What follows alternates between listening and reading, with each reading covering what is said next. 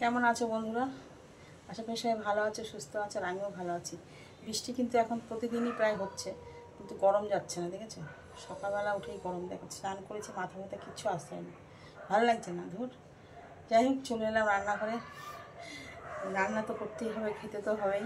তা কড়াই বসিয়ে দিয়েছি। দেখো, আজকে একটা মানে কাজ করেছি। আমিও বাড়ি থেকে মাছ রেখেছি, সকালবেলা মাছালা এসেছিলো। রোজ আসে না, যেহেতু মাঝে মধ্যে ঢুকে। চিংড়ি মাছ রেখেছি, বড় বড় চিংড়ি মাছ 35 টাকা শ। আর তেলাপিয়া মাছ রেখেছি 100 চিংড়ি মাছ, আর 500 তেলাপিয়া মাছ রেখেছি।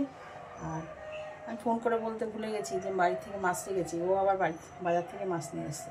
যাই হোক, রেখে দেবো, ফ্রিজ আছে, অসুবিধা কী আছে বলো। যেটা বাজার থেকে নিয়ে এসছে সেটাই আমি রান্না করবো। বোয়াল মাছ নিয়ে এসছে আজকে। বোয়াল মাছটা খুব সুন্দর এনেছে। বোয়াল মাছের তেল ঝোল করবো। চলো তোমাদের সাথে একটু শেয়ার করি আমি কীভাবে বোয়াল মাছটা রান্না করব। প্রথমে একটু উচ্ছে কুমড়োটা ভেজে নিই। বুঝেছো, এই যে কড়াই বসিয়ে দিয়েছি, গরম হয়ে গেছে। আর এই যে চাল ধুয়ে নিয়েছি, ঘরে ভাত বসাবো। দিয়ে দিলাম রাঁধুনি ফোড়ন। শীততে না একটু রাঁধুনি দিলে ভালো লাগে, গন্ধটা খুব সুন্দর আসে। আর আমার রাঁধুনিটা খুব ভালো লাগে, কালো জিরের থেকেও আমি রাঁধুনি বেশি পছন্দ করি। পরিমাণ মতো লবণ হলুদ দিয়ে দিয়েছি।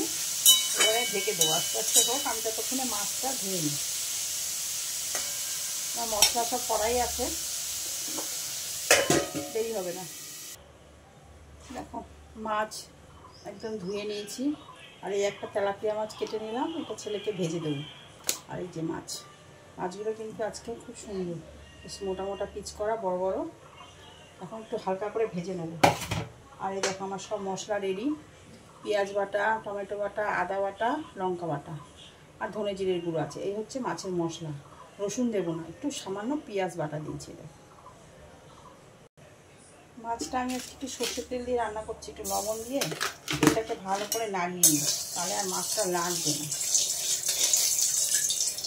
নরম মাছ তো।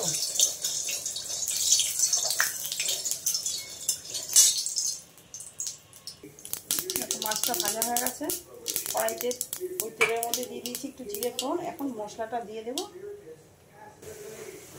লবণ, হলুদ, আর তোমার ধনে জিরে গুঁড়ো দেবো, ব্যাস। দিয়ে মশলাটা ভালো করে এখন কষাবো। মশলা দেখো কষানো হয়ে গেছে। মশলা যত ভালো করে কষাবে তত কিন্তু তরকারি সবজি খেতে কিন্তু টেস্ট হয়। দেখো, এখন জল দেবো অল্প করে। ঝোল ফুটে গেছে, এখন মাছগুলো দিয়ে দেবো।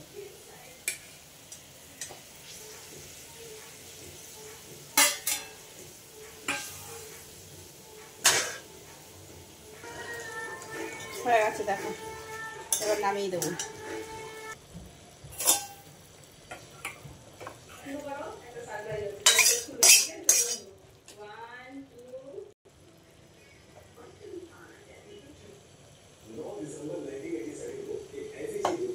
হয়ে গেছে, আর এদিকে আমার চাটনিটাও হয়ে গেছে। দেখো, পাকা আমের চাটনি করলাম। আমটা একটু পেকে গেছে, কিন্তু সব টক টক ভাব আছে।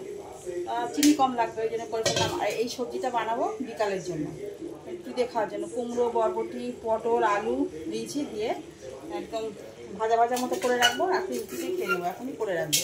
রাতেরবেলা ভালো লাগে না বন্ধুরা। চলো বন্ধুরা, আমার রান্নাবান্না তোমাদের কেমন লাগলো অবশ্যই জানিও। আর ভিডিওটা শেষ পর্যন্ত দেখো। চল, টাটা।